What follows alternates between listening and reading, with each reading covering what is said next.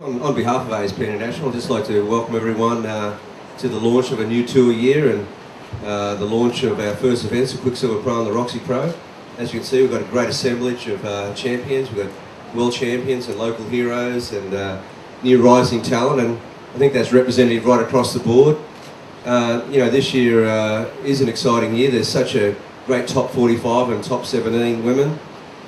Awesome that Quiksilver have committed to another 9 years. I think that's huge for the sport. This being my home beach, I know the town of Coolangatta and Tweed really enjoys hosting this great event, and it's wonderful news that Quiksilver have made a huge commitment. I just want to wish all the competitors the very best of luck in these 2 weeks, and hope everyone enjoys their time on the Gold Coast. I think it's just one of the funnest destinations and absolutely the best to start a tour year. So have a great time, everyone. We've got Sally Fitzgibbons, one of the fastest surfers to ever qualify for the World Tour. Next to her, Sofia Mulanovich from Peru. Stephanie Gilmore, 2-time world champion. Kelly Slater, 9-time world champion. And next to him, Daniel Wills, Quiksilver rider. Danny's received a wildcard into the event this year and been with the Quiksilver team most of your life, haven't you, Danny? And next to him, Mick Fanning, local hero, 2-time event winner and world champion. And next to him, Julian Wilson on the end, another event wildcard and world junior champion as well. All right, so thanks very much, guys. I guess there's one question we'll just get out of the way that I know everyone wants to know the answer to straight away, so we'll just save Kelly the hassle. What are you going to be wearing at the ASP Ball tonight, Kelly? That's good. Going nude. Yeah. Fully nude? Yeah, it's free ride. Right, okay. That's, alright, cool. I don't think Quiksilver will be too happy about that one, mate.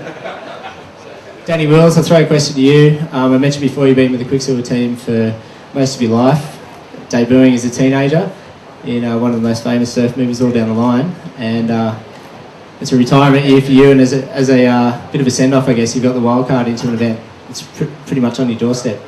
Yeah, no, it's good. It's close to home. It's only 40 minutes away, and I've been surfing up here since I was, a grommer, real little, so I know the wave. It feels, I feel comfortable, and so it's just nice to have a good send-off here as opposed to Hawaii, and hopefully we'll get some waves. It'll be good.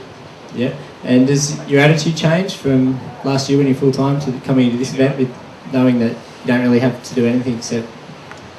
I sort of made a decision at the start of last year that would be the last year, so I was pretty relaxed throughout that year, and I guess I'll approach it the same way. I'm a little bit excited, maybe a tiny bit nervous, but only because I was pretty satisfied with the way that I did finish in Hawaii, so but I think it'll just be good fun, and I think it'll be nice. My nan's coming up to watch me. She's never seen me surf, so I'm probably more so nervous about that than anything.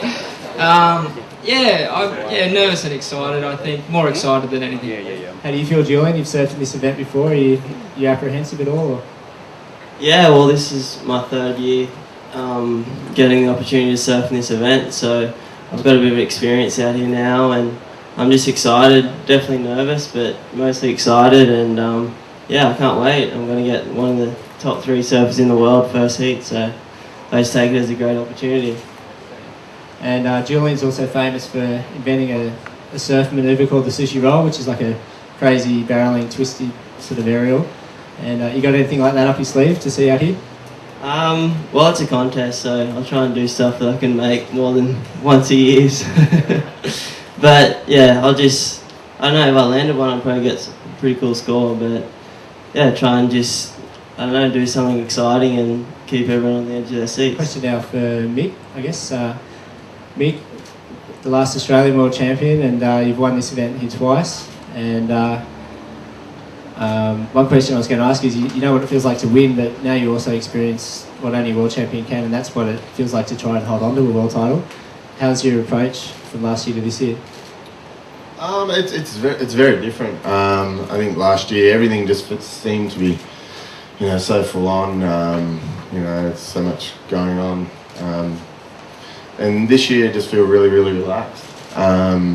Just feel like we've had great waves here all year, and just being at home, just cruising. It's been really fun. Steph Gilmore,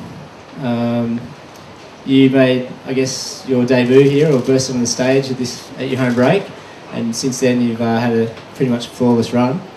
How's Mick was just talking about his world title, then what it feels like to hang on to it, but you've managed to have 2 in a row. Yeah, I definitely haven't had a flawless run here the last 2 years, but it obviously hasn't affected my year-end results. So I'm really looking forward to this event, and I don't know, I love winning and I love competing, so hopefully I'll continue to just stay at the top. I know it's going to be hard, but yeah, that's my plan. And you haven't had the best results here the last couple of years. How come? Do you expect you would? Yeah, definitely. I think that's what it is. I expected I did, so it just, there's a lot of factors. I think a lot of nerves, and last year I was just overwhelmed by all of this sort of stuff and everything that comes in the wake of winning a world title. So this year I've had more time to really take it in and enjoy it. And next to you, Sofia, your first seed, I was looking at the draw, so you got Chelsea and a good friend of yours and a former world champion, and also a young Coco Ho from Hawaii, and it's a bit of a stacked heat to start the year. Yeah, for sure, Chelsea's an amazing surfer, one of my favorite surfers, and she's been surfing amazing. She's super fit, and I'm really excited she's back on tour. I think she's going to be really strong this year, and Coco too. Coco's really talented young girl and always hungry, so it will be a good hit.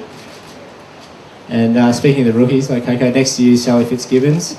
Asked Julian up there if how he's feeling. Are you apprehensive as well? Are you nervous, or what? How are you going?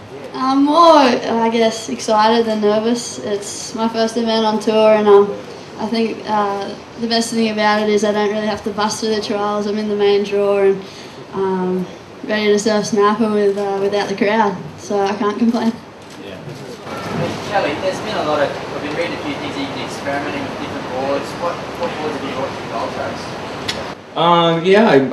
I'm in experimental mode right now. We don't get a lot of time off the tour, so I brought a bunch of boards that I actually shaped, little boards.